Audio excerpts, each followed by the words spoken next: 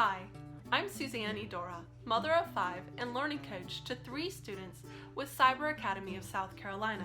Whether you have 1 student or 5 students, it can be overwhelming because as a mother and a learning coach, we give it our all so that our student or students can have the best possible foundation for life and learning. We've used virtual learning for 6 years now, and I'd like to share a few tips and tricks that we've learned along the way to help in balancing multiple learners at one time. Set yourself up for success by organizing your learning spaces. While I love the phrase, a place for everything and everything in its place, sometimes things do get messy. However, if I've taken time from the start to have a designated place for materials, then it's easier for me to access them later on when I do need them, saving me and my students time and effort. Set a schedule and your priorities. Though my goal as learning coach is to encourage my students to become independent learners, they still need guidance from me, especially the youngest ones. However, when my learners know what comes next on the schedule, they're more apt to jump right in and get started with little or no prompting from me.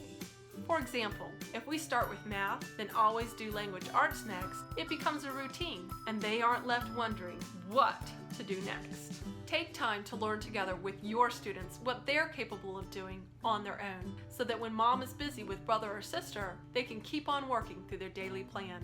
Practicing spelling words, handwriting, and reading are all excellent subject matter for them to fill their time in with until mom is able to come back and give them her full attention.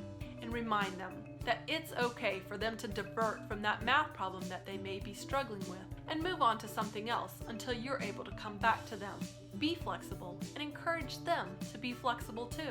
That diversion may just be exactly what they needed to figure out that math problem all on their own. K-12 and CASC have fabulous resources for learning coaches and students alike. Incorporating those resources, like learning labs, into your schedules can help keep you, as a learning coach, from spreading yourself too thin. See your students as a valuable resource as well. Let them help each other. As the saying goes, if you really want to learn something well, then teach it. Allow your students the opportunity to teach each other. We also utilize our time by having collective learning. Phys ed, art, music, and science are all great classes that can easily bridge almost any age or grade span. Encourage your learners to have fun with each other during the learning process. Lastly, but probably most importantly, be realistic. Give yourself grace. It takes time to learn something new and to find a group that works for you and your learners. Don't place unrealistic expectations on yourself or your students. Learn to take breaks when you need them and when your students need them as well.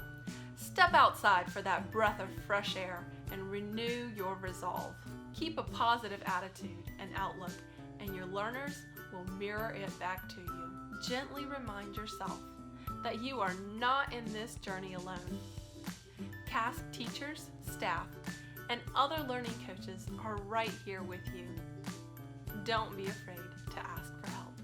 Remember, organize, prioritize, utilize, and rationalize to help set yourself and your learners up for a great school year with CASC. Have fun with it, and happy learning.